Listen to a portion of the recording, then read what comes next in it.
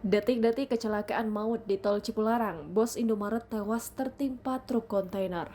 Kecelakaan maut terjadi di Tol Cipularang pada Sabtu 16 Oktober 2021 sekitar pukul 17.25 waktu Indonesia Barat. Kecelakaan itu tepatnya terjadi di ruas B kilometer 92 di Kecamatan Sukatani, Kabupaten Purwakarta, Jawa Barat. Insiden naas tersebut melibatkan truk kontainer dan kendaraan minibus Hyundai. Akibat kecelakaan itu, Direktur PT Indomarko Prisma Tama Indomaret Yan Bastian tewas. Yan tewas setelah minibus yang ia tumpangi tertimpa truk kontainer yang terguling. Kecelakaan itu bermula saat kendaraan truk kontainer bernomor polisi B9318JY datang dari arah Bandung menuju Jakarta. Saat tiba di kilometer 92 dengan jalan lurus dan sedikit menurun, truk kontainer hilang kendali. Demikian disampaikan oleh Kepala Unit Laka Lantas Polres Purwakarta Ibda Jamal Nasir. Akibat kejadian itu, pengendara minibus Hyundai yang merupakan bos Indomaret tewas di lokasi kejadian.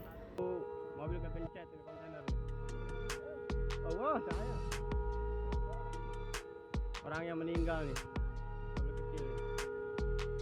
Tolong seluruh yang ini tolong digeser-geser, yang punya kontainer nih kabur nih orangnya nih.